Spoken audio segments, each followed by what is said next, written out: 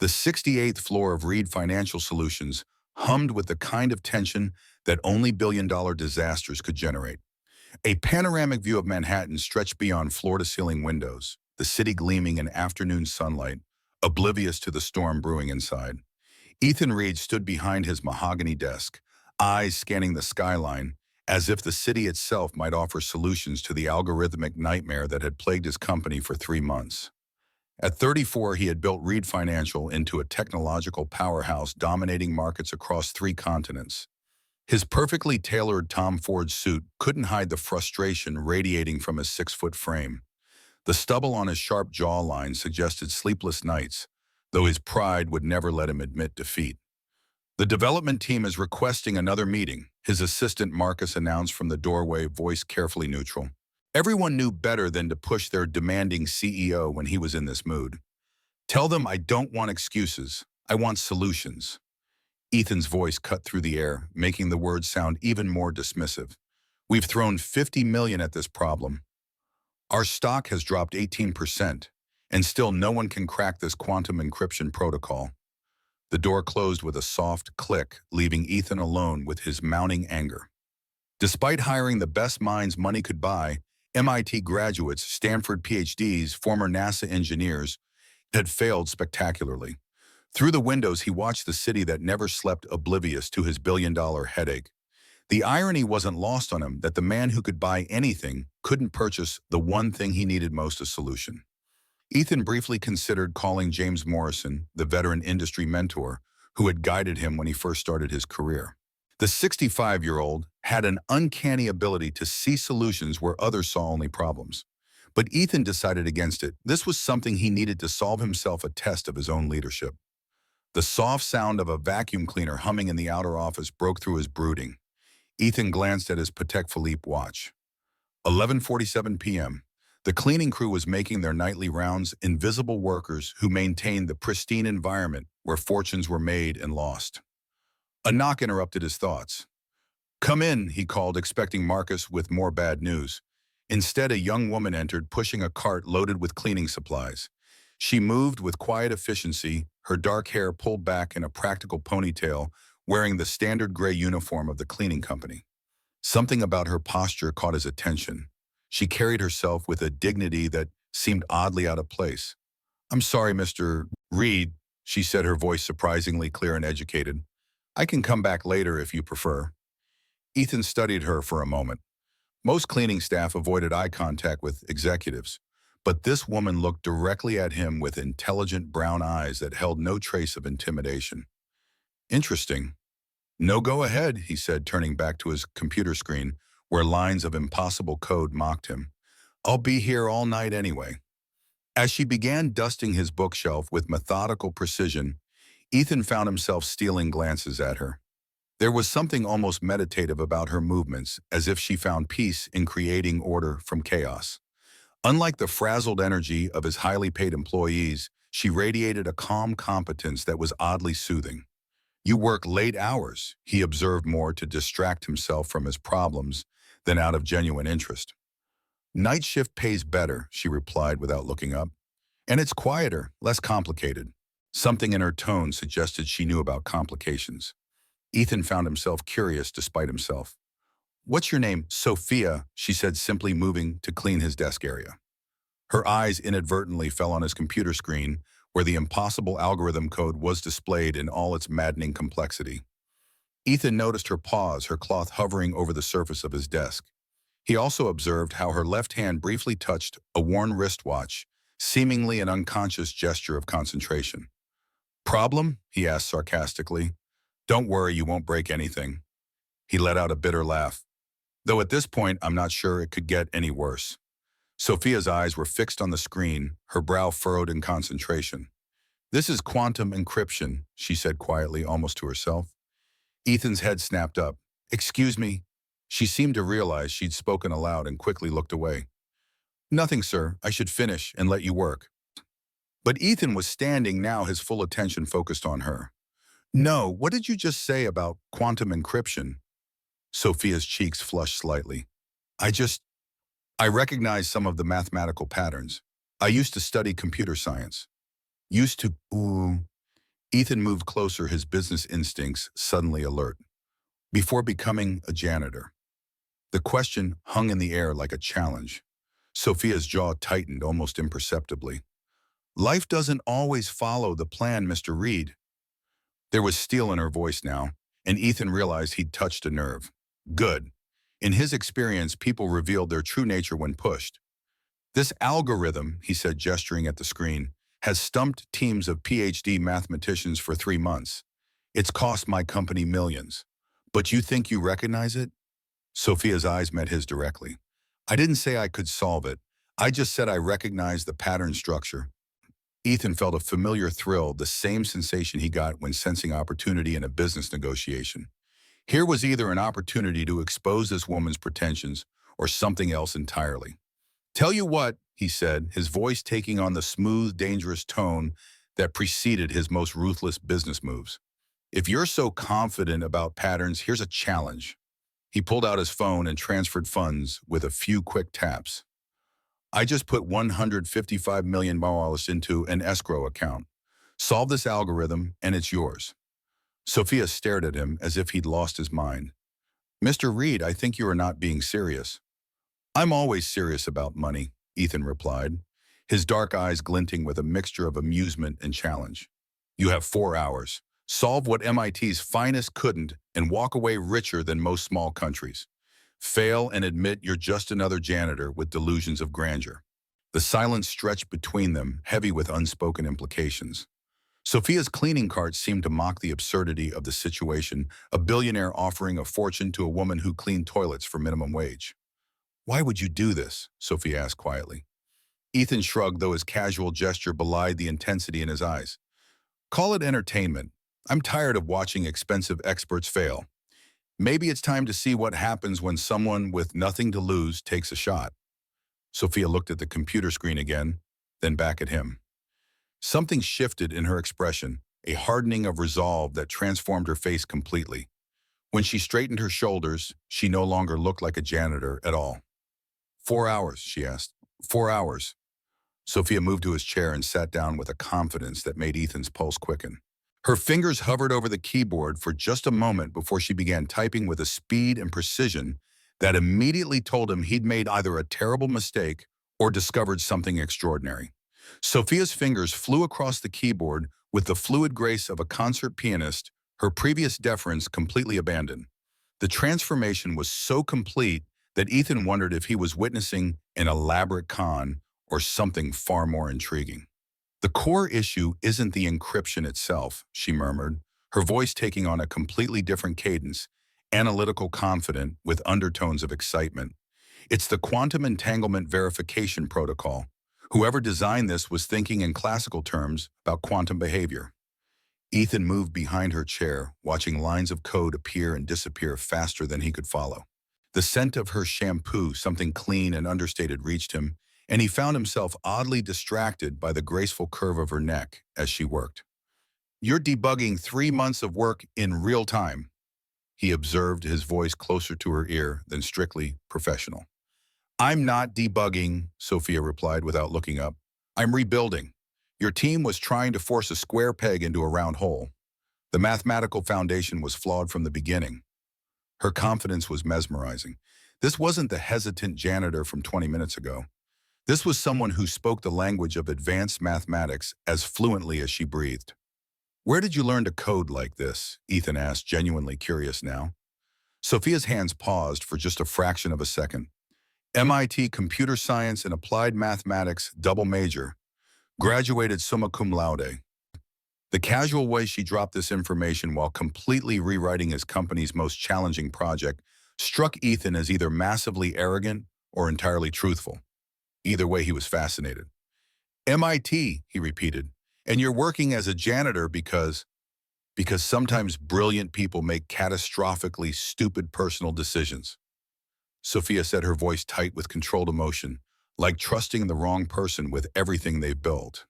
There was a story there, and Ethan found himself wanting to hear it. In his experience, the most interesting people were those who'd fallen from great heights and survived.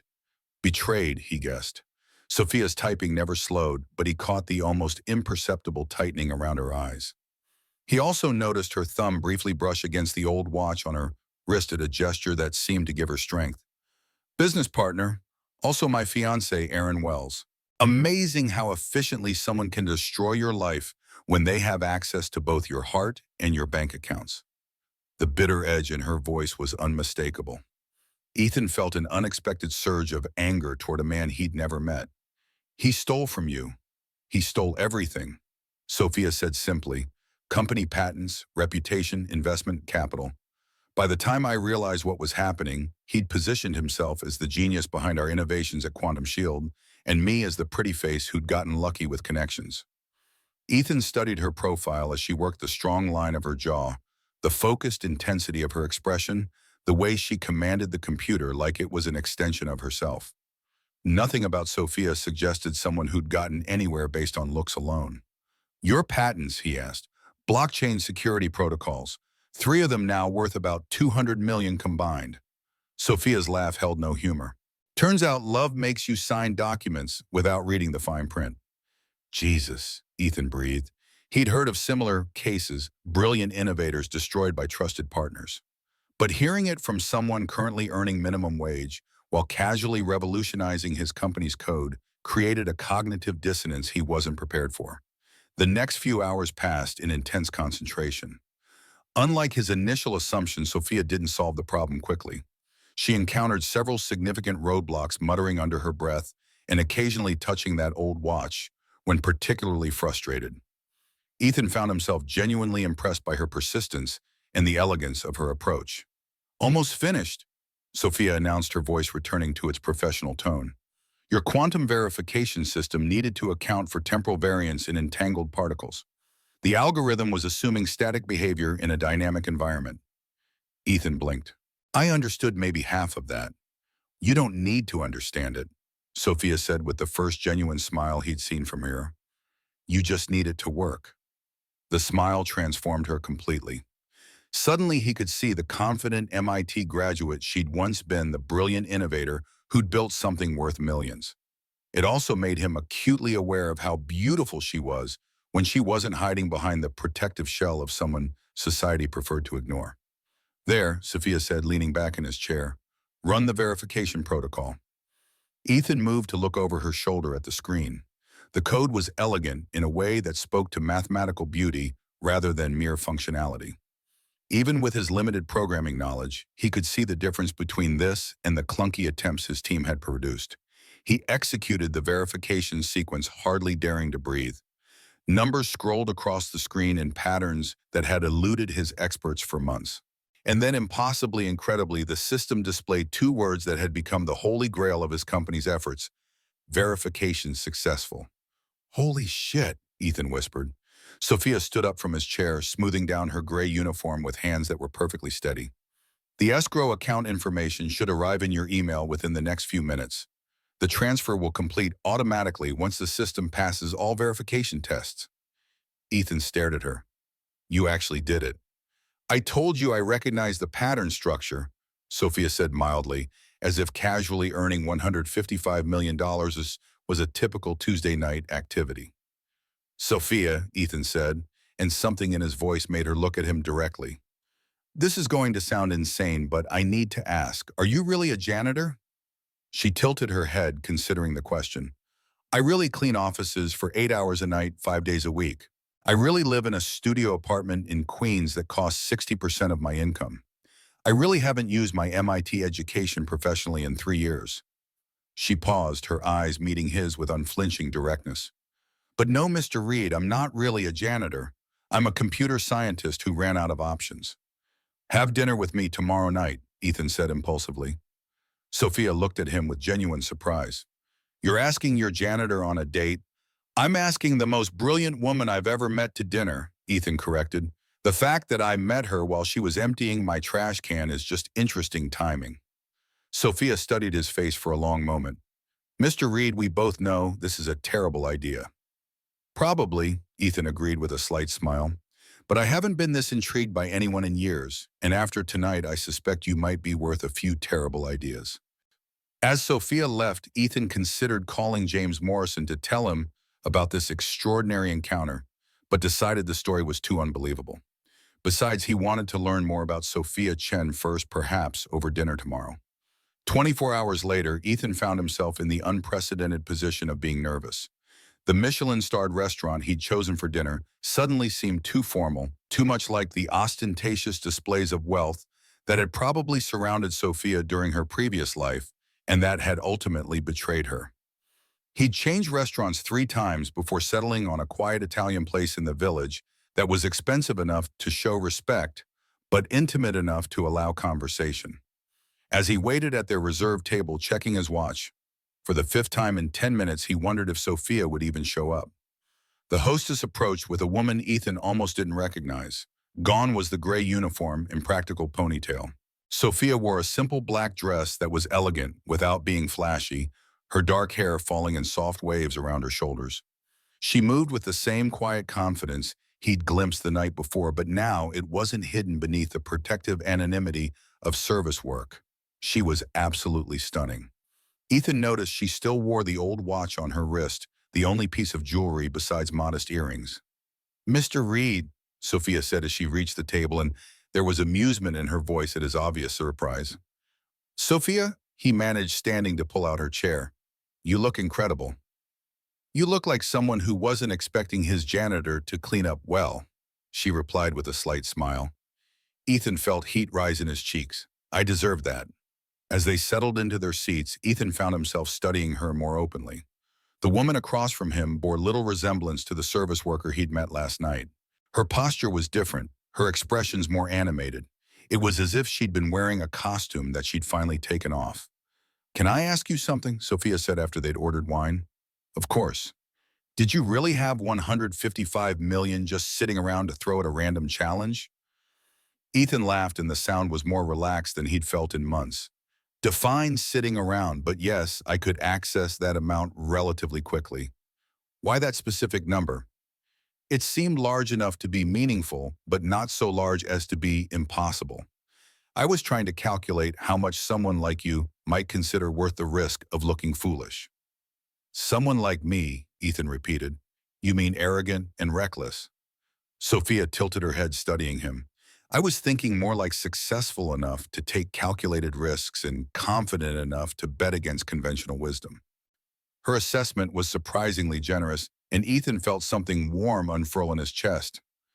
"That's a nicer interpretation than I expected."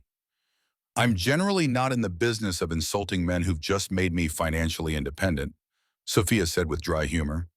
"Though I have to admit the way you offered that challenge was impressively dramatic." "Impressively dramatic," Ethan mused. "I'll take that as a compliment." "You should. Most people with your kind of money are boring. All calculation, no instinct." Sophia took another sip of wine, and something in her expression shifted. "Actually, that's not fair. Most people I knew with money were boring, past tense." "Tell me about him," Ethan said quietly. "Aaron Wells and Quantum Shield." Sophia's hand tightened almost imperceptibly around her wine glass, her thumb unconsciously brushing against her father's watch. "What do you want to know?" "Whatever you're willing to share." For a moment, Sophia looked like she might deflect the question. Then she seemed to make a decision. "We met in graduate school. Brilliant programmer Charming came from money but acted like he'd rather be judged on merit than family connections. I thought that meant he had integrity." Her voice remained steady, but Ethan could hear the careful control beneath it. "We started working together on blockchain protocols during our final year. The chemistry was incredible, both intellectually and personal. By graduation, we were engaged and had our first provisional patent."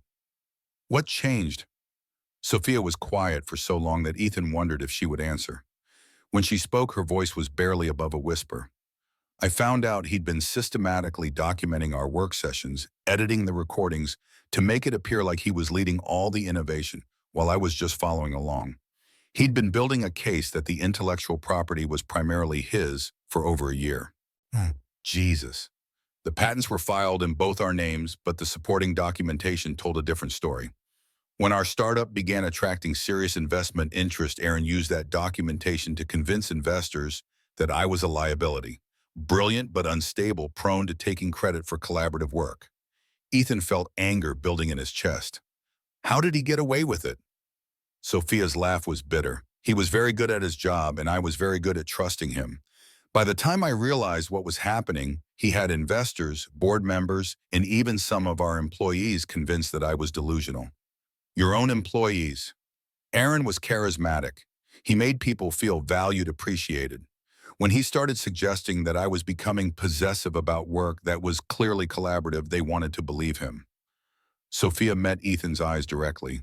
It's amazing how quickly people will accept a narrative that absolves them of having to choose sides.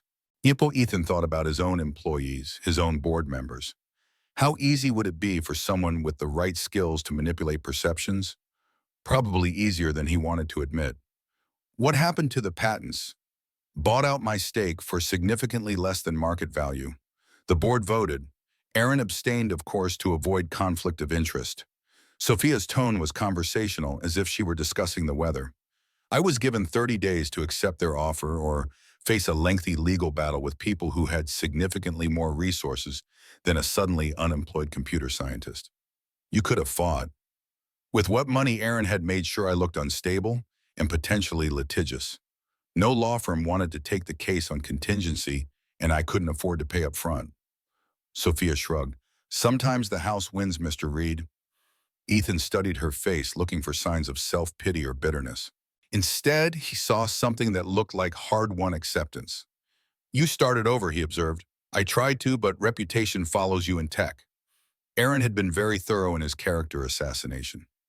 Every job interview felt like an interrogation about my previous difficulties with collaborative work environments. So you became a janitor. I became invisible, Sophia corrected. There's a difference. As a janitor, no one expects brilliance. No one wants to hear your ideas. No one asks about your past or your potential. You just exist in the spaces between other people's important lives. The sadness in her voice was almost unbearable. Ethan found himself wanting to find Aaron Wells and make him pay for every slight, every theft, every moment of doubt he'd planted in Sophia's mind. There was a brief period, about 2 months, when I found work at Zhao Technologies, Sophia added, looking down at her plate. A low-level coding position. Nothing special, but at least in my field. Ethan's interest was piqued. Zhao Technologies, Victor Zhao's company, they're our main competitor for that major government contract. Sophia nodded. Aaron found out I was working there and personally called Victor Zhao. Suddenly I was terminated with no explanation.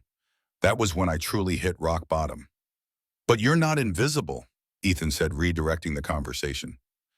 Not to me. Sophia looked at him for a long moment. Mr. Reed and Ethan, he corrected, and I mean it. What I saw last night wasn't just technical skill, it was artistry. The way you approached that problem, the elegance of your solution, that's not something you can fake or steal.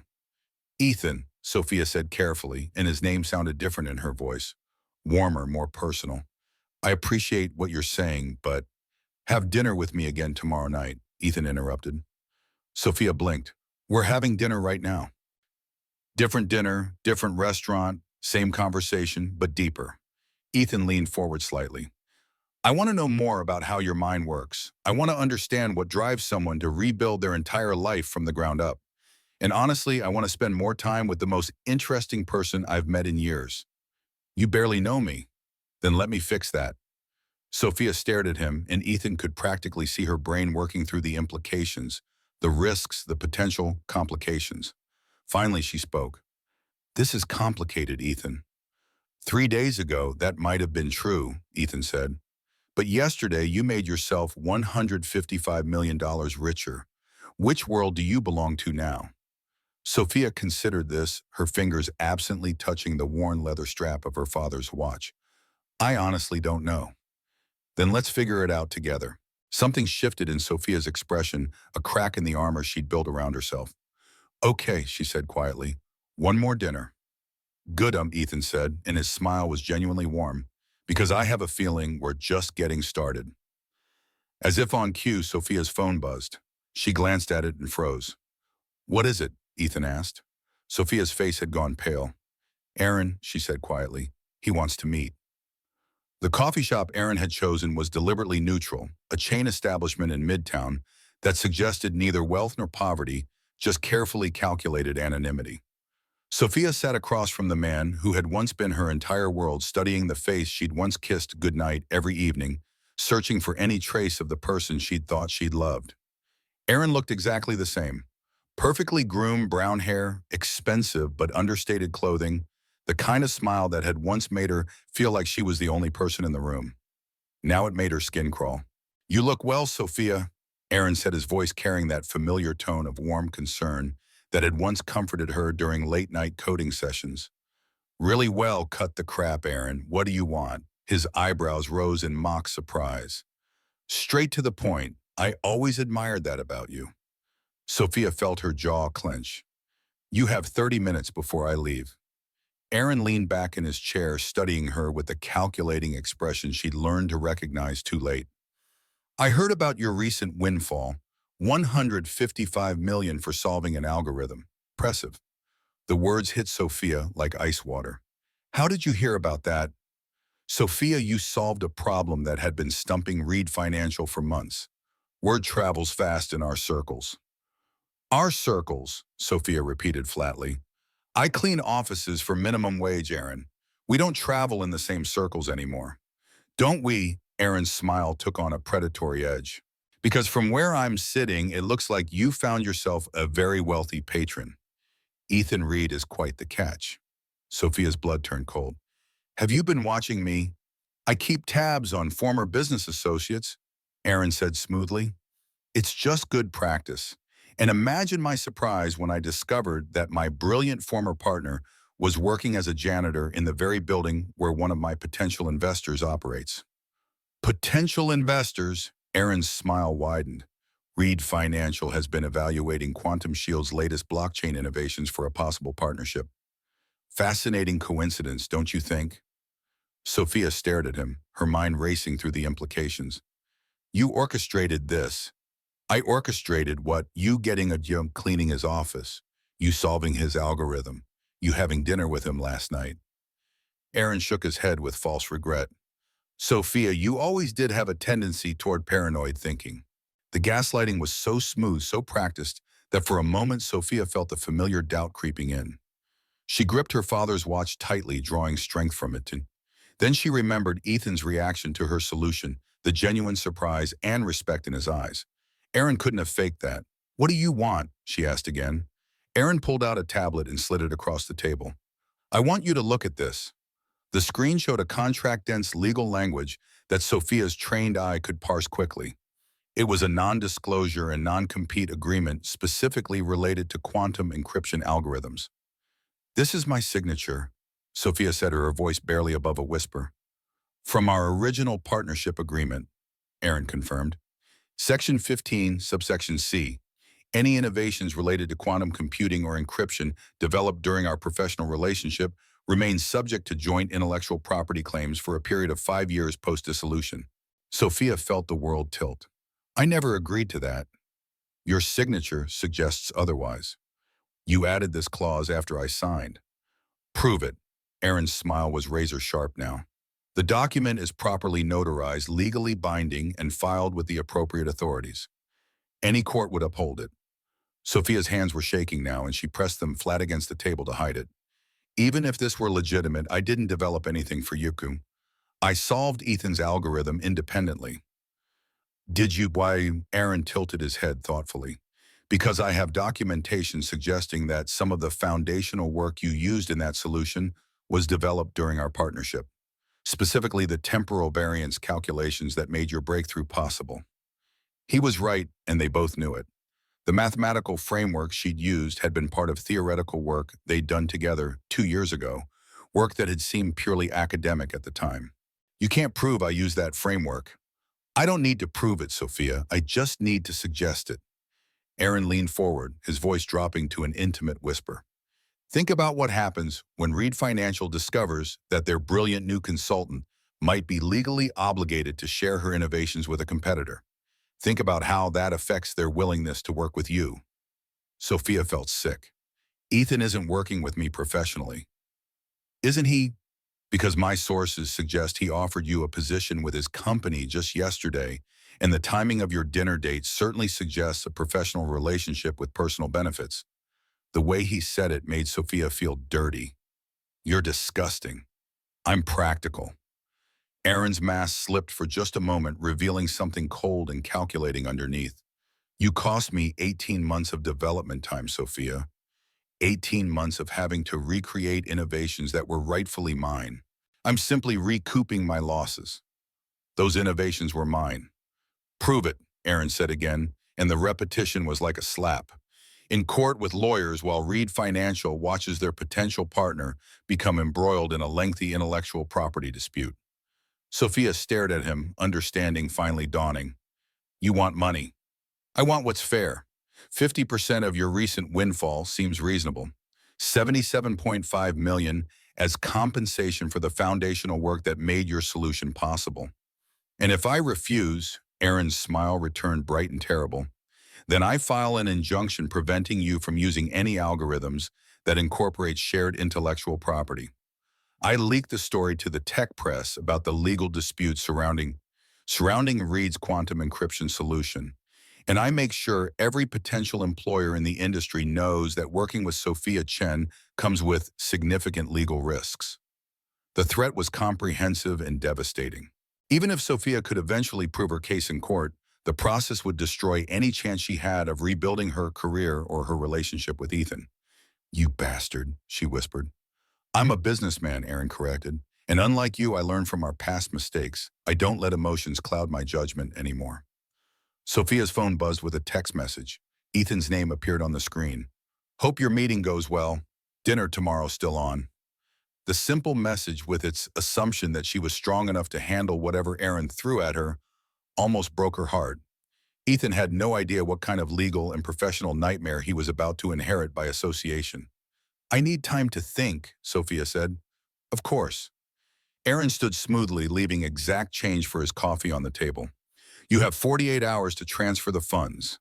After that, I file the paperwork and contact the press. He paused at her shoulder, his voice dropping to that intimate whisper again.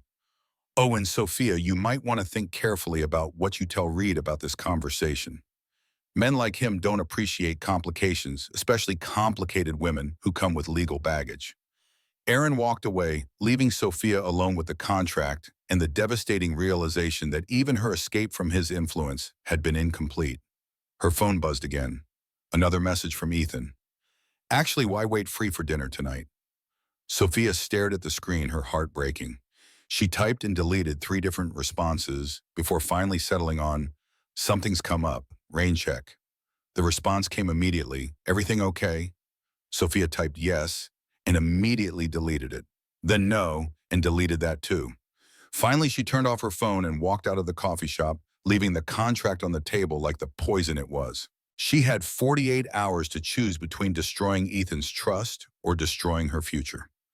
Either way, Aaron would win again. Ethan stared at his phone for the 5th time in an hour, willing Sophia to respond to his messages. Her sudden coldness after Aaron's meeting felt wrong, not like the confident woman who'd solved his impossible algorithm or the vulnerable one who'd shared her story over dinner. Something was very wrong. He considered reaching out to James Morrison for advice. The older man had connections throughout the industry and might know something about Aaron Wells. But without more information, Ethan was reluctant to bring Morrison into the situation. He was still debating whether to respect Sophia's space or track her down when Marcus knocked on his office door. Sir, there's an Aaron Wells here to see you. Says it's about a potential partnership opportunity. Ethan's blood ran cold. Sophia's ex-fiancé and the CEO of Quantum Shield. The timing couldn't be coincidental. Send him in. Onion, Ethan said, his voice carefully neutral. The man who entered his office was everything Sophia had described and nothing like what Ethan had expected. Handsome in a clean-cut, unthreatening way, with the kind of practiced charm that set Ethan's business instincts on high alert. Mr. Reed, Aaron said, extending his hand with a warm smile. Aaron Wells, CEO of Quantum Shield Innovations. Thank you for taking the time to meet with me. Ethan shook the offered hand, noting the expensive watch and manicured nails. Mr. Wells, I understand you have a business proposition. I do, but first I feel I should mention that I know Sophia quite well, personal and professional history. The statement was clearly designed to provoke a reaction. Ethan kept his expression neutral. Ms. Chen is an associate of mine. Associate, Aaron repeated thoughtfully. Interesting way to describe someone you're dating. My personal life isn't relevant to this meeting, Ethan said coolly. What exactly are you proposing? Aaron pulled out a tablet and placed it on Ethan's desk. I'm proposing that you might want to reconsider your association with Sophia before it becomes professionally problematic. The screen showed legal documents, contracts, and what appeared to be development logs. Ethan scanned them quickly, his business law background allowing him to parse the essential elements. This appears to be an intellectual property dispute, Ethan observed. More than that, it's documentation proving that the algorithm Sophia solved for you incorporates foundational work developed during our partnership, work that remains subject to joint ownership under our original agreement. Ethan studied the documentation more carefully. On the surface, it appeared legitimate, properly notarized, legally formatted, with Sophia's signature clearly visible. But something felt off about the notary's stamp. He'd seen that license number somewhere before. You're claiming ownership of Sophia's solution. I'm claiming ownership of the mathematical framework that made her solution possible, Aaron corrected smoothly. The temporal variance calculations, the quantum entanglement protocols all developed during our joint research period. And you're telling me this because, Aaron's smile widened, because I assume you don't want your company embroiled in a lengthy intellectual property dispute, and especially not over technology that might be legally questionable. Ethan leaned back in his chair, studying Aaron with the cold assessment he reserved for hostile negotiations. What do you want? From you, nothing. This is purely about Sophia and our unresolved business relationship. Aaron's tone remained friendly, but his eyes were calculating. I simply thought you should know what you're getting involved with. How considerate of you. I try to be. Aaron collected his tablet and stood. Of course, if Sophia has misrepresented the legal status of her work to you, that could create complications, especially if your company plans to commercialize her algorithm. The threat was subtle but clear. Ethan felt anger building in his chest, not at the legal complications, but at the casual way this man was trying to destroy Sophia's life again. Mr. Wells, Ethan said, his voice taking on the dangerous edge that made his board members nervous. I appreciate you bringing this to my attention, but I should mention that Reed Financial has excellent legal counsel. If there are intellectual property concerns, I'm confident we can resolve them appropriately. Something flickered in Aaron's eyes. Surprised, perhaps, that his intimidation tactics weren't working as expected. Of course, Aaron said smoothly. I just thought you should be aware of the potential complications that come with Sophia's involvement in any project. After Aaron left, Ethan sat alone in his office, staring at the legal implications of what he'd just learned. If Aaron's claims were legitimate, Sophia's algorithm could indeed be legally problematic. But something about the entire interaction felt wrong. His phone rang. Marcus again. Sir, I have Professor Diana Foster from MIT on the line. She says it's about Sophia Chen and that it's urgent. Ethan took the call immediately. Professor Foster? Mr. Reed, I apologize for calling unexpectedly. Sophia was one of my brightest students, and I understand she recently solved a significant algorithm for your company. She did. I also understand that her former partner, Aaron Wells, has contacted you about intellectual property concerns. Ethan's pulse quickened. How did you know that? Because Aaron Wells has spent the last 3 years systematically contacting anyone who showed professional interest in Sophia. He uses the same legal documentation, the same intimidation tactics, and the same goal to ensure that Sophia remains professionally isolated. The contracts are fake. The contracts are real but incomplete. What Aaron doesn't share is the subsequent documentation that invalidates his claims documentation that Sophia developed independently after their partnership dissolved, and that clearly establishes her sole ownership of the relevant mathematical frameworks. Professor Foster's voice carried the authority of someone who'd spent decades in academic intellectual property disputes. Mr. Reed, Aaron Wells is a brilliant programmer, but Sophia is a once-in-a-generation mathematical innovator. What she created for you is entirely her own work. Why hasn't Sophia defended herself? Because Aaron is very good at making the legal battle seem costlier than surrender. And because after 3 years of professional sabotage, Sophia started believing that maybe she didn't deserve to win. Ethan felt his anger crystallize into something cold and focused. Professor Foster, would you be willing to provide testimony about the legitimate ownership of Sophia's work? I'd be delighted to. In fact, I've been waiting 3 years for someone to finally call Aaron's bluff. After ending the call, Ethan immediately contacted his head legal counsel. Within 2 hours, he had a comprehensive strategy for not only defending Sophia's intellectual property rights, but exposing Aaron's pattern of fraudulent intimidation. The sun was setting when he finally drove to Sophia's Queens apartment building. She answered her door looking exhausted and defeated, wearing old jeans and an oversized sweater that seemed designed to hide her from the world. "Ethan," she said quietly, "you shouldn't be here." "Aaron came to see me today," Ethan said without preamble. Sophia's face went pale. "What did he tell you?" "A very convincing story about shared intellectual property and legal complications." Ethan stepped closer. "A story that would have worked perfectly if I hadn't also spoken to Professor Foster from MIT. Sophia's eyes widened. "Diana called you." "She called to warn me about Aaron's pattern of sabotaging your career and to offer testimony that your algorithm is entirely your own work." Sophia stared at him as if he'd spoken in a foreign language. "But the contracts are incomplete. The documentation Aaron uses to intimidate people conveniently omits the subsequent agreements that established your independent ownership of the relevant mathematical frameworks." "I don't understand." Ethan reached for her hands, noting how cold they were despite the warm apartment. "Sophia, you've been legally in the right this entire time. Aaron has been committing fraud for 3 years, and no one ever called him on it because his victims couldn't afford to fight back." Sophia's legs seemed to give out, and she sank onto her couch. "That's not possible."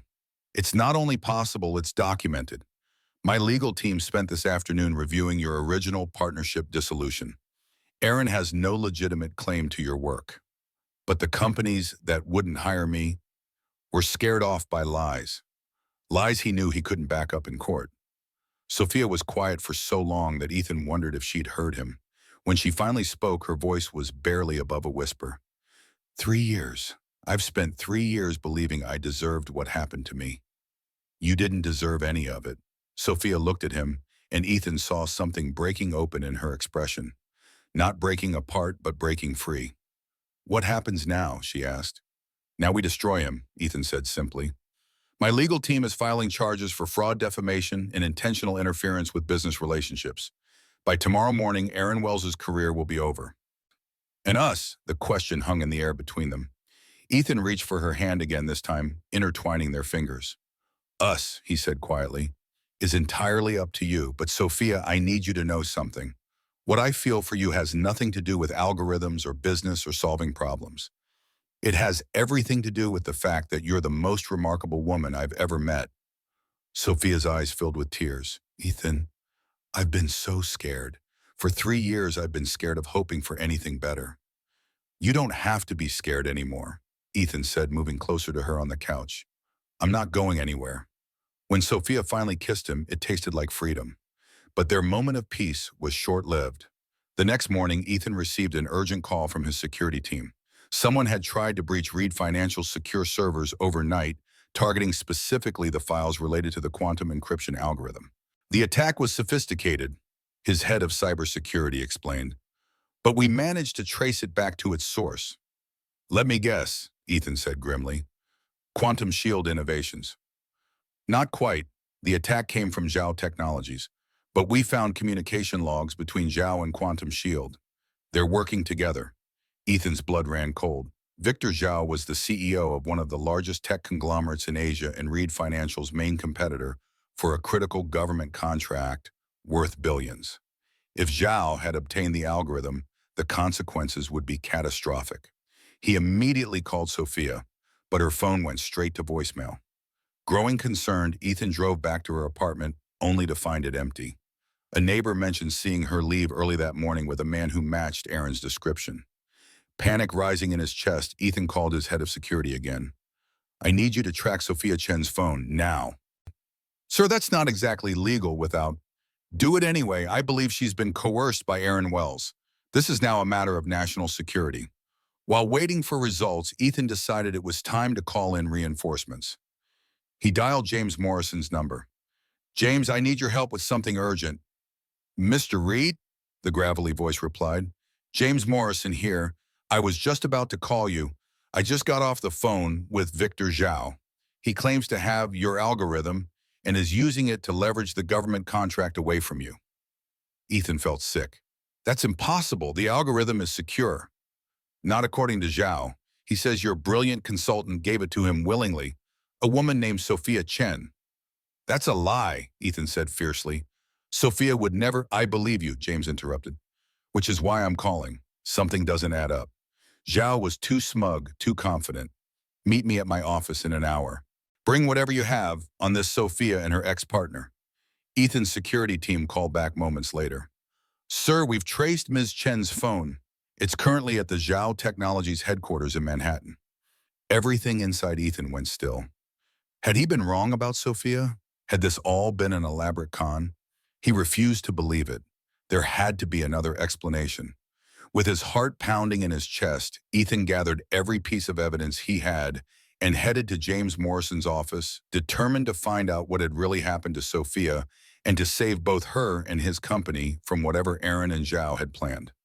James Morrison's office was nothing like the sleek, modern spaces at Reed Financial. Located in an old brownstone in Midtown, it felt more like a professor's study than a tech executive's headquarters, walls lined with books, furniture that had been chosen for comfort rather than style, and large windows that let in the afternoon sun. The man himself matched his surroundings. At 65, James Morrison was a tech industry legend with silver hair and piercing blue eyes that had seen the rise and fall of countless technologies and entrepreneurs. When Ethan first arrived in New York with nothing but ambition and algorithms, Morrison had been the only established figure willing to mentor him. You look like hell, son, Morrison said as Ethan entered the office. I feel worse, Ethan replied, placing a thick folder on the antique desk. Everything I have on Sophia Chen and Aaron Wells is in here, plus what we know about the algorithm breach. Morrison nodded, gesturing to a leather chair. Sit. You need to hear something first. Ethan sat, his exhaustion momentarily catching up with him. I'm listening. I've known Victor Zhao for 30 years, Morrison began, leaning back in his chair. We started in this business around the same time on opposite sides of the Pacific. He's brilliant, ruthless, and obsessed with winning at any cost. But he's also predictable in his arrogance. Morrison took off his reading glasses, polishing them methodically. When he called me this morning to gloat about acquiring your algorithm, something didn't sound right. Zhao was too smug, too specific about certain details. He wanted me to know that your brilliant consultant had given him the algorithm willingly. Sophia would never do that, Ethan said firmly. I agree, which is why I made a few calls. Morrison picked up a manila folder and slid it across the desk. 2 months after being forced out of Quantum Shield, Sophia Chen briefly worked at Zhao Technologies, just under 8 weeks before being abruptly terminated. Ethan nodded. She mentioned that last night, said Aaron personally called Zhao and had her fired. Correct. The interesting part is what happened after. According to my sources, Aaron Wells and Victor Zhao have been collaborating for years, far longer than anyone realized. Zhao provided funding for Quantum Shield through shell companies, and in return, Aaron shared Sophia's innovations. Morrison pulled out several financial documents with highlighted sections. Here, 3 separate wire transfers from offshore accounts linked to Zhao, all coinciding with major technological breakthroughs at Quantum Shield during the period Sophia was still there. The timing is too perfect to be coincidental. So they've been working together all along, Ethan said, the pieces falling into place. But why would Zhao want Sophia now? Because Aaron Wells offered him something valuable enough to overlook past conflicts. Morrison leaned forward. The government contract you're both competing for is worth billions.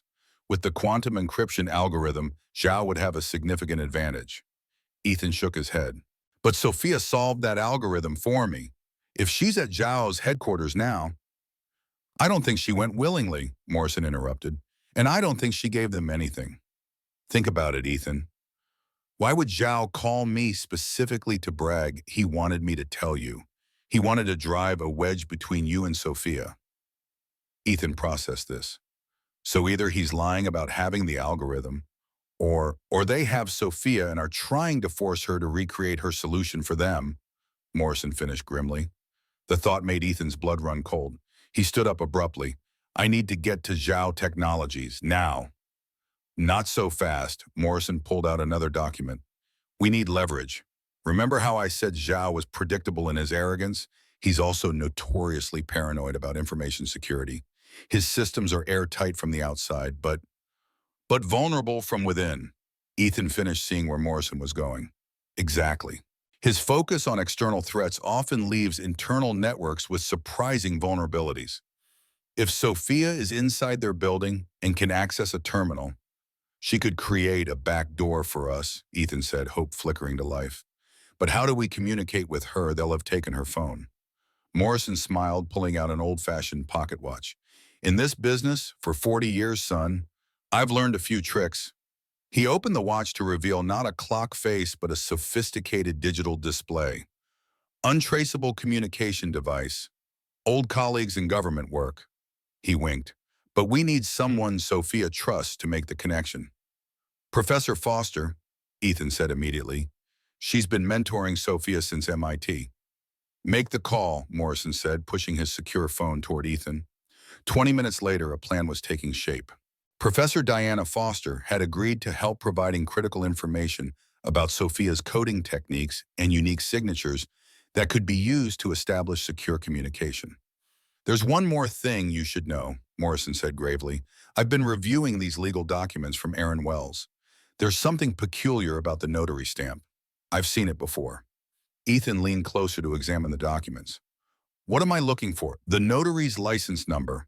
It belongs to a shell company established by Zhao Technologies 5 years ago. They've been working together much longer than anyone realized. I knew I recognized that number, Ethan said, remembering his earlier suspicion. This was never about intellectual property, was it? This was about the government contract all along. The quantum encryption protocol you've been developing is critical for next-generation secure communications. The military applications alone are worth billions. And now they have Sophia, Ethan said, his voice hardening with resolve. We need to move fast. Inside Zhao Technologies' gleaming headquarters, Sophia Chen sat in a sterile conference room, her hands steady on the keyboard, despite the fear churning in her stomach. Aaron stood behind her, monitoring her every keystroke, while Victor Zhao observed from across the table. The temporal variance calculation isn't working, Sophia said, her voice deliberately neutral. I need access to more processing power. Zhao, a severe man in his 50s with calculating eyes, nodded to Aaron. Give her what she needs. We have a deadline. That morning had begun with Aaron appearing at her door, claiming they needed to talk about a settlement. Instead, he had revealed Zhao waiting in a car outside, and the veiled threat had been clear. Come voluntarily or be taken anyway. Now she was essentially a prisoner, though they maintained the polite fiction that she was a consultant. The irony wasn't lost on her that they needed her to recreate an algorithm she'd already solved for Ethan, proof, if any were needed, that the work truly was hers. Sophia's hand moved to her father's old watch, a gesture that had become second nature whenever she needed strength. Aaron had overlooked the timepiece during their breakup, probably considering it worthless. He had no idea it was her most valuable possession, both emotionally and now potentially tactically. Access granted, Aaron said, typing in administrator credentials. You have 30 minutes before the system resets. I need more time, Sophia objected. You don't have more time. Aaron snapped, his composure slipping. The meeting with the government representatives is in 3 hours. We need a working demonstration by then. As Aaron and Zhao stepped away to converse in hushed tones, Sophia continued typing, her mind racing. She hadn't survived 3 years of professional exile without developing some survival skills. While appearing to work on the encryption protocol, she was actually inserting subtle markers into the code, digital breadcrumbs that would be meaningless to anyone except another MIT-trained cryptographer. If Diana Foster ever reviewed this code, she would immediately recognize the embedded message, coerced, false solution, help. The terminal suddenly flickered, a momentary glitch that would have been imperceptible to most users. But Sophia caught it, a split-second pattern that she recognized from her graduate work. It was the digital equivalent of a secret knock, one that Professor Foster had taught to only her most trusted students. Someone was trying to communicate with her. Someone who knew Diana. Heart pounding, Sophia continued coding while discreetly opening a hidden diagnostic window.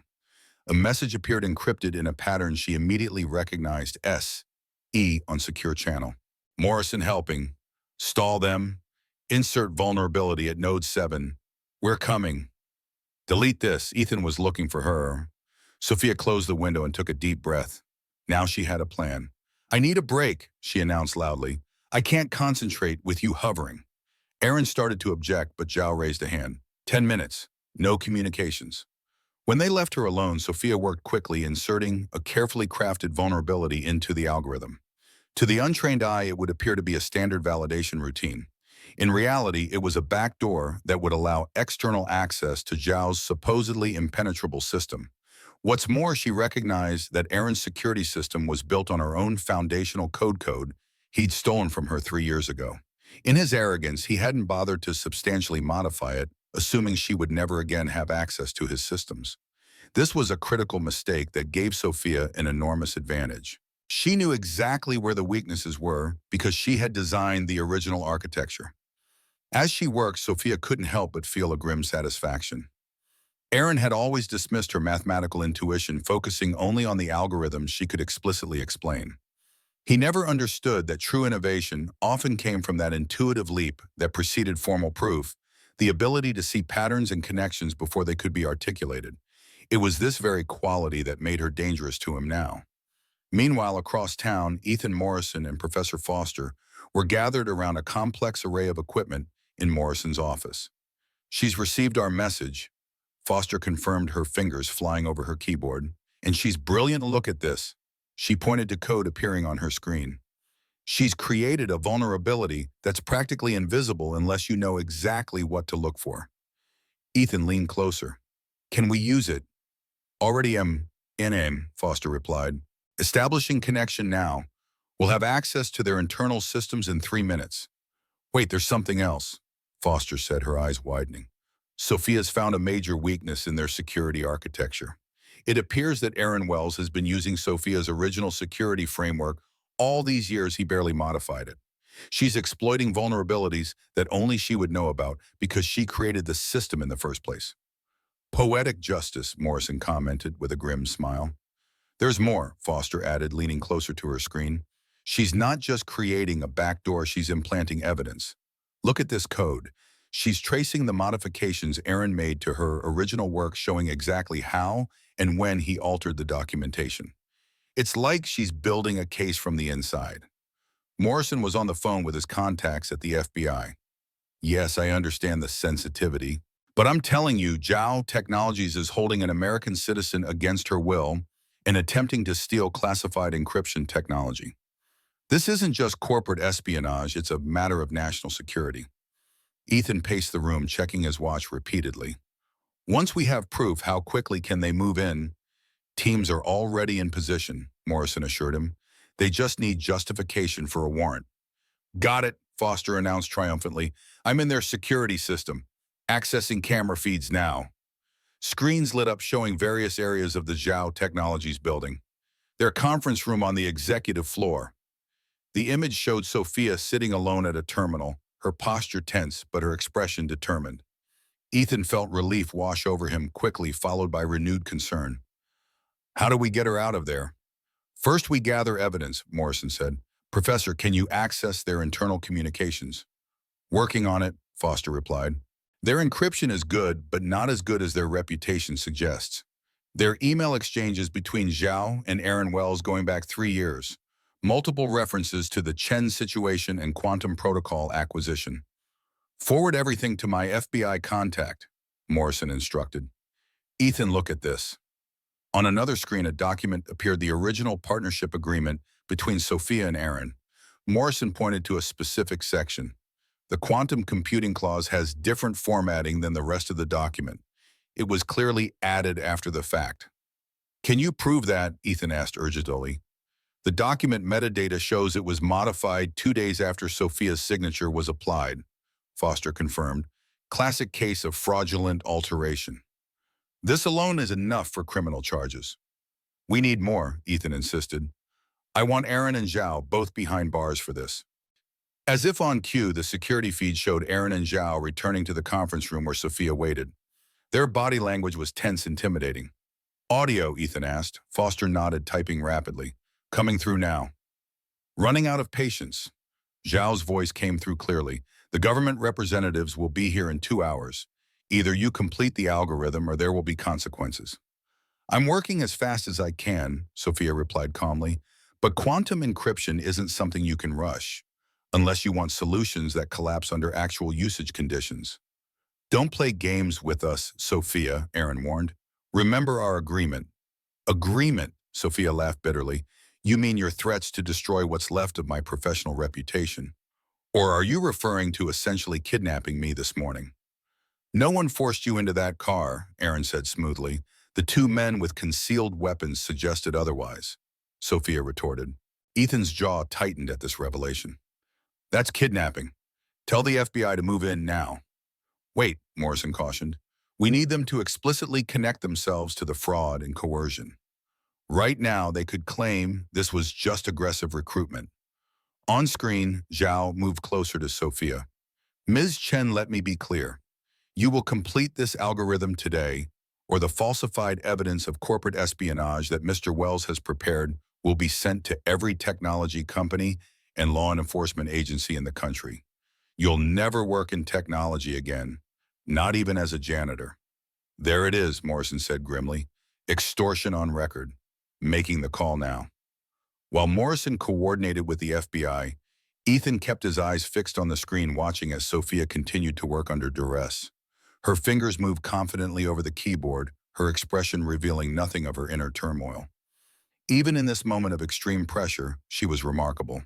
I need to be there when they go in, Ethan said firmly. Absolutely not, Morrison objected. This is going to be a federal operation. They won't want civilians anywhere near the building. I'm not asking permission, Ethan said, already heading for the door. Professor Foster, can you maintain the connection and keep feeding information to the FBI? Of course, she replied without looking up from her screens. But Ethan James is right, this could be dangerous. So is leaving Sophia alone with those men for another minute, Ethan said. Morrison, are you coming or staying? The older man sighed heavily. You know, you remind me of myself at your age. Equally stubborn, equally reckless. He grabbed his coat. Let's go. I still have friends at the Bureau who might keep us from getting arrested for interfering. They arrived at Zhao Technologies just as FBI agents were establishing a perimeter around the building. Morrison immediately approached the agent in charge, flashing credentials that Ethan hadn't known he possessed. James Morrison, special advisor. This is Ethan Reed. He has direct knowledge of the situation and the victim. The agent, a stern woman in her 40s, eyed them skeptically. Mr. Morrison, your reputation precedes you, but this is a federal operation. You and Mr. Reed need to remain outside the perimeter. Agent, please, Ethan interjected. Sophia Chen is in there because of me. She was solving an algorithm for my company when she was targeted. I need to be there when you bring her out.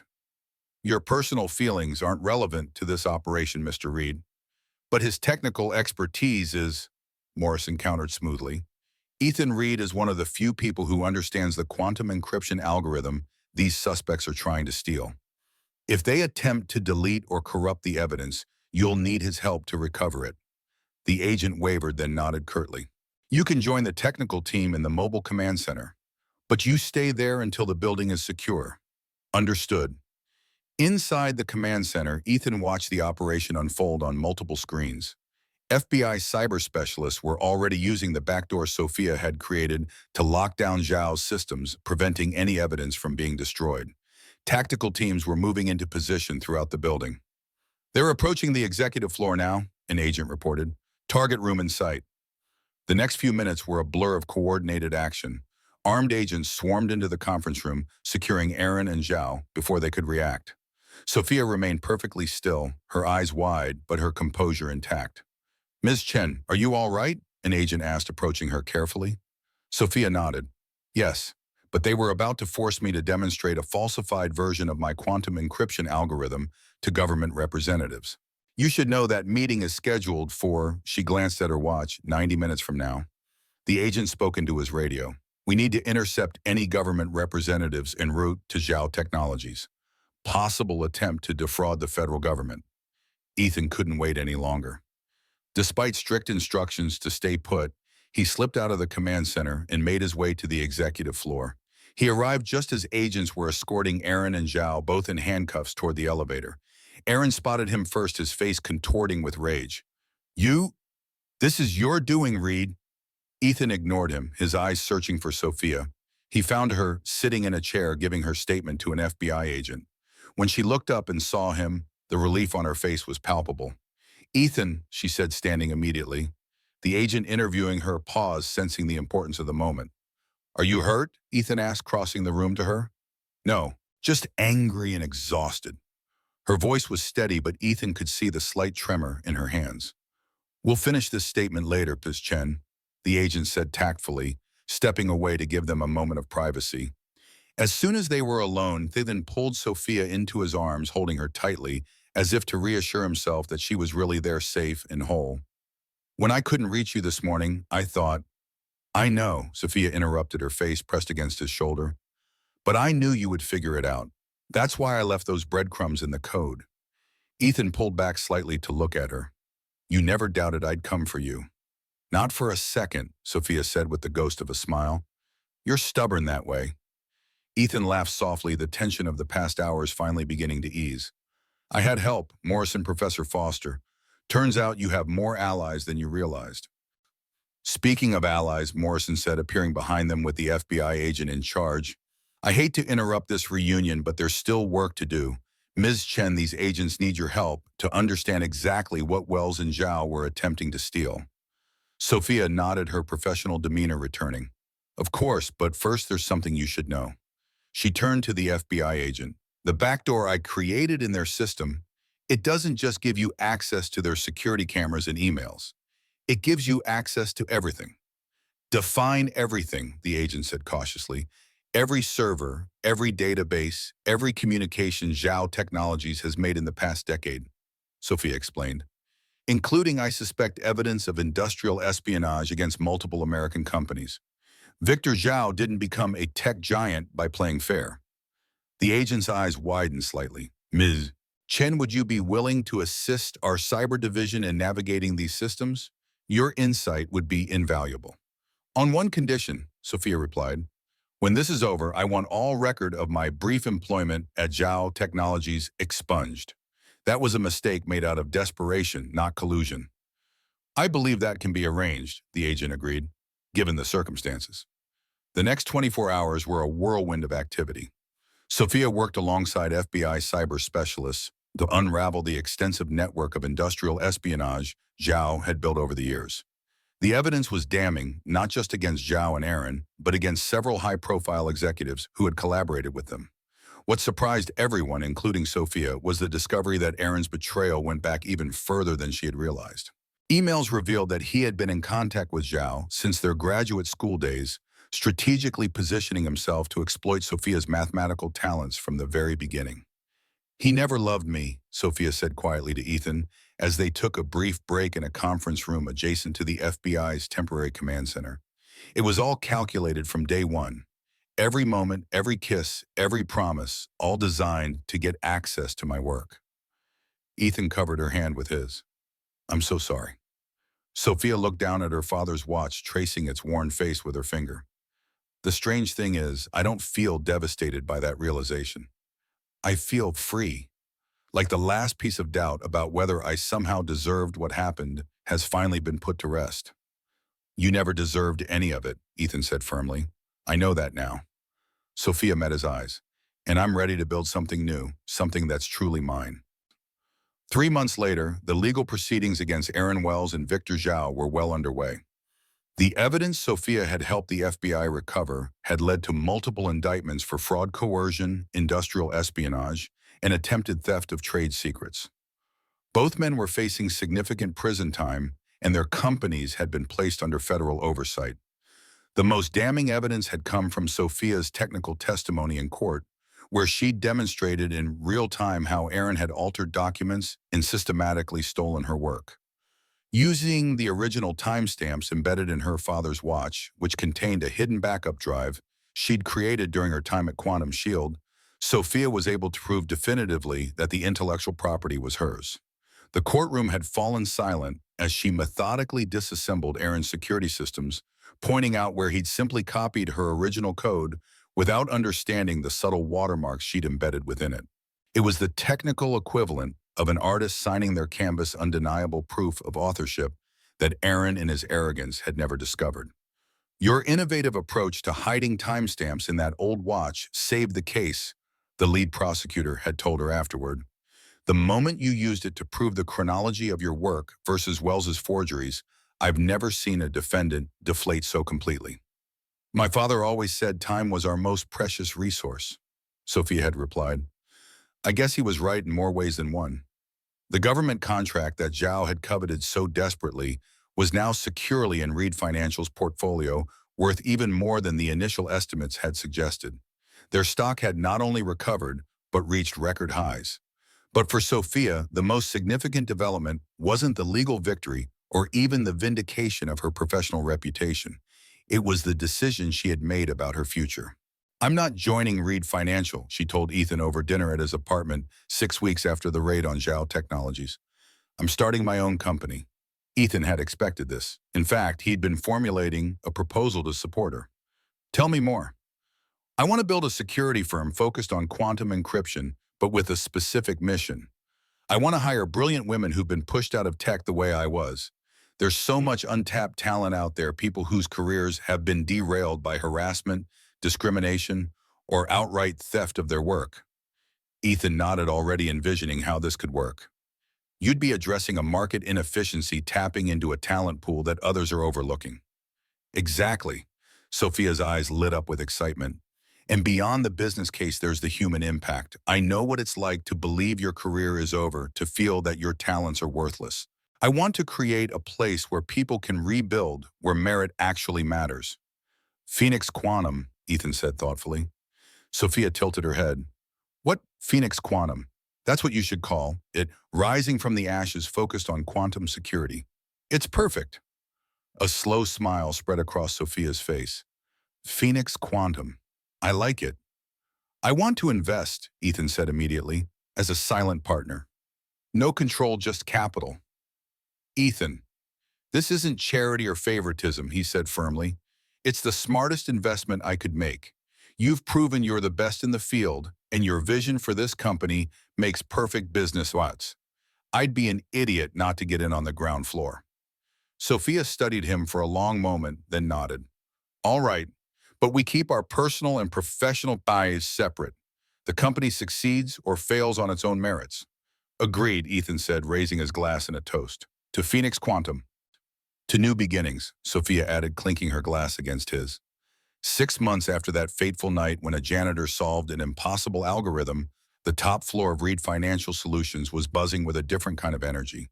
Gone was the tense atmosphere of imminent financial disaster. Instead, the space hummed with the excitement of innovation and success. Ethan stood at the window of his office, watching the sunset paint Manhattan in shades of gold and crimson. But none of that was what made Ethan smile as he adjusted his tie and checked his watch. A knock at his door pulled him from his thoughts. James Morrison entered, looking more relaxed than Ethan had seen him in years. The car's waiting downstairs. You ready for this, son? Ethan took a deep breath. As ready as I'll ever be. Nervous, Morrison chuckled. The great Ethan Reed, who faces down corporate sharks without blinking, nervous about a dinner party. Not just any dinner party, Ethan reminded him. The official launch of Phoenix Quantum. This is Sophia's night. I want everything to be perfect. It will be, Morrison assured him. Diana's already there, making sure the technical demonstrations run smoothly. And from what I hear, the guest list is impressive. 3 government agencies, 5 Fortune 500 CTOs, and a dozen venture capital firms, all eager to work with the brilliant Sophia Chen. Ethan smiled at the thought. After the arrests of Aaron and Zhao, Sophia had declined his offer to join Reed Financial. Instead, with his full support and a significant investment, she had founded Phoenix Quantum, a company focused on developing secure quantum encryption protocols, with a team comprised entirely of women who, like Sophia, had faced discrimination or sabotage in the tech industry. Have you seen the Bloomberg article? Morrison asked, handing Ethan his phone.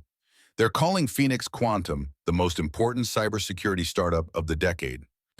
Ethan scanned the article, pride swelling in his chest at the photo of Sophia standing confidently in front of her new company headquarters. The piece detailed her journey from MIT prodigy to industry outcast to founder and CEO, painting her as a symbol of resilience and innovation. She deserves all of this and more, Ethan said quietly. And the other matter, Morrison asked with a knowing look. Have you decided when? Ethan patted his jacket pocket, feeling the small velvet box inside. Tonight, after the speeches and demonstrations, once she's had her moment in the spotlight. Good man, Morrison approved. Though I still think you're taking a risk. Most men propose first, then the woman accepts. Sophia isn't most women, Ethan pointed out, and our relationship has never followed the conventional path. The launch event for Phoenix Quantum was being held at an elegant rooftop venue with panoramic views of the city. When Ethan arrived, the space was already filled with the elite of the tech and financial worlds, all gathered to witness the debut of what industry insiders were calling revolutionary technology. He spotted Sophia immediately. She was across the room, engaged in animated conversation with Professor Foster and a group of government officials. She wore a deep blue dress that caught the light as she moved her hair styled in elegant waves. The transformation from the janitor he'd met 6 months ago was striking, but what truly took his breath away was the confidence she now carried, the certainty of a woman who had reclaimed her rightful place in the world. As if sensing his presence, Sophia looked up, her eyes finding his across the crowded room. The smile that spread across her face made Ethan's heart race. She excused herself from her conversation and made her way toward him. You're late, she said when she reached him, her tone teasing. Fashionably so, Ethan replied, kissing her cheek. The venue looks amazing. How are you feeling? Terrified, Sophia admitted with a quiet laugh. But in a good way. 6 months ago, I was cleaning offices at midnight. Now I'm launching a company that could redefine digital security. You were always meant for this, Ethan said. The world just took a detour in recognizing it. The formal program began soon after, with Professor Foster introducing Sophia to thunderous applause. As she took the stage, Ethan felt a surge of emotion watching the woman he loved step fully into her power. 3 years ago, Sophia began, her voice clear and strong. I lost everything I had built. My company, my patents, my reputation. I was told repeatedly that my ideas weren't mine, that my contributions weren't valuable, that my voice wasn't worth hearing. She paused, letting the weight of those words settle over the audience. What I didn't lose was my knowledge, my ability, my determination. Those remained even when I was invisibly cleaning the offices of the very industry that had rejected me. Her eyes found Ethan's in the crowd and she smiled. And then something unexpected happened. Someone saw me, really saw me. Not as a janitor, not as a failed entrepreneur, but as exactly who I've always been: a mathematician, a creator, a problem solver. The demonstration that followed was flawless. Sophia and her team showed how their quantum encryption protocol could secure communications against even the most sophisticated attacks, including those from quantum computers. The technical brilliance was evident even to the non-specialists in the room, and by the time Sophia concluded, the audience was on their feet. Phoenix Quantum isn't just building security solutions, she concluded. We're creating a new paradigm where innovation is protected, where merit is recognized regardless of title or background, and where the best ideas win, not the loudest voices or the most powerful players. Thank you all for being part of this journey. Later, as the formal event transitioned to a more relaxed reception, Ethan found Sophia on the terrace, taking a moment alone beneath the stars. Congratulations, CEO Chenmi, he said, joining her at the railing. You've officially conquered the tech world.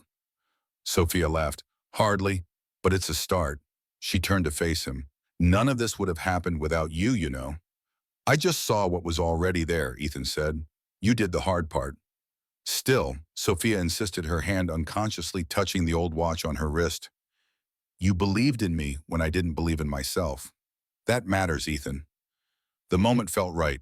Ethan reached into his pocket for the ring he'd been carrying all evening. Sophia, there's something I want to ask you. But before he could continue, Sophia surprised him by taking a small box from her clutch. Actually, Ethan, there's something I want to ask you first. Ethan froze, momentarily stunned, as Sophia got down on one knee before him, opening the box to reveal a platinum band. Ethan Reed, she said, her voice steady despite the enormity of the moment. You are brilliant, generous, and absolutely terrible at taking no for an answer. You've made me remember who I was before Aaron. and you've helped me become someone even better." She took a breath. "You challenge me. You support me. You make me laugh. And you've never once made me feel like I need to be smaller to make room for your ego." Ethan felt his heart hammering in his chest, a smile spreading across his face as Sophia continued. "I'm asking you to build a life with me, not as my savior or my investor or my business partner, but as my equal, as my best friend, as the person I choose to love for the rest of my life." She held up the ring. "So Ethan Reed, will you marry me?" For a moment, Ethan just stared at her. Then he started laughing, deep, joyful laughter that drew stares from nearby guests. "Yes," he said, pulling her up from the floor and into his arms. "Yes, absolutely. Definitely yes." As he kissed her, Ethan felt the last of the barriers between them finally crumble completely. When they broke apart, he was grinning. "Though I should mention," he said, "I also brought a ring." "Show me," Sophia challenged. Ethan pulled out his own small box, revealing a stunning solitaire that somehow managed to be both elegant and understated. "Sophia Chen," he said formally, "will you marry me back?" "That depends," Sophia replied with a grin. "Are you prepared for a lifetime of me being right about algorithms?" "I'm prepared for a lifetime of you being right about everything," Ethan said. "As long as you're prepared for a lifetime of me pretending to argue about it." "Deal," Sophia said and kissed him again. The courtroom was packed on the day of sentencing for Aaron Wells and Victor Zhao. Both men had been found guilty on multiple counts of fraud, coercion, industrial espionage, and attempted theft of trade secrets. The 9-week trial had become a sensation in the tech industry, with daily coverage highlighting the systematic sabotage of Sophia's career and the extensive corporate espionage network Zhao had built. Sophia sat in the front row beside Ethan, Professor Foster, and James Morrison. She wore the quiet confidence of someone who had already won the most important battle, reclaiming her life and future. The judge, a stern woman in her 60s with decades of experience in intellectual property cases, delivered her verdict with clear disdain for the defendants. The evidence presented in this case reveals not just isolated incidents of fraud, but a systematic campaign to appropriate another person's intellectual property and destroy their professional reputation. She stated, "Mr. Wells, your deliberate alteration of documents, manipulation of colleagues, and ongoing harassment of Ms. Chen represents one of the most egregious cases of intellectual property theft this court has seen." She turned her attention to Zhao. "And Mr. Zhao, your willing participation in this scheme, combined with your company's pattern of industrial espionage against American companies, demonstrates a flagrant disregard for the law."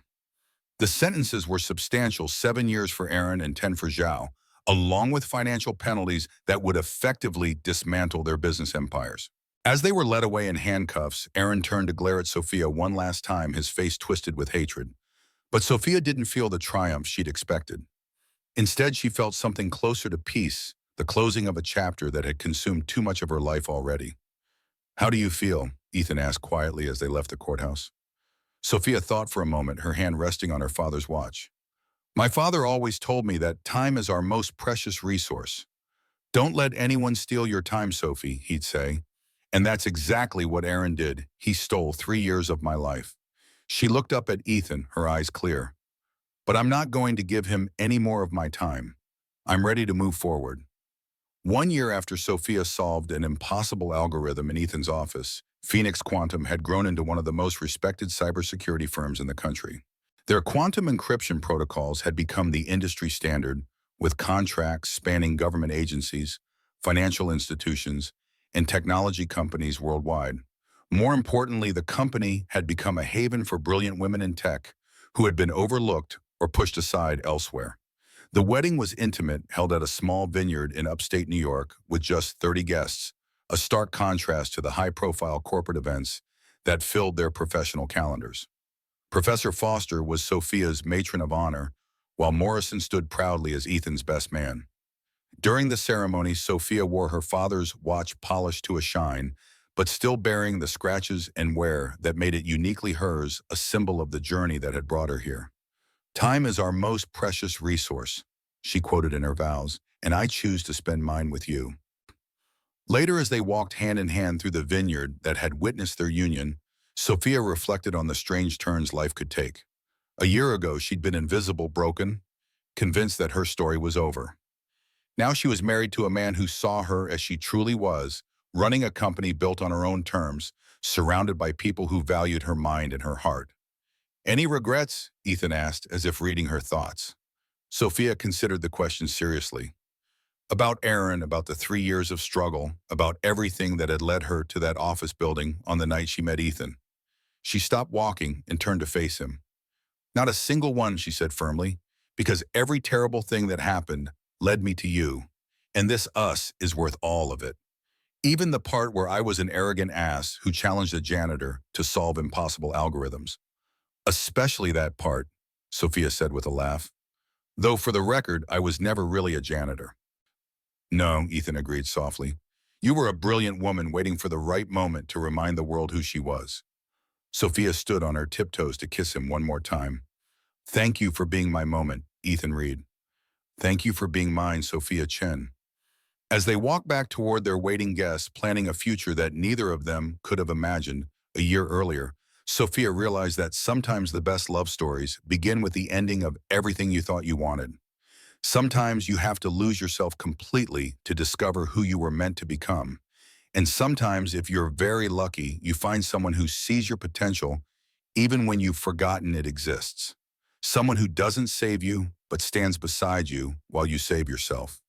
The night of her wedding, Sophia carefully placed her father's watch in a small display case next to a framed picture of her parents. It had served its purpose, guiding her through dark times, preserving the evidence that reclaimed her work, and reminding her of her father's most important lesson about the value of time. Now she had a lifetime ahead with Ethan to put that lesson into practice, building something neither of them could create alone.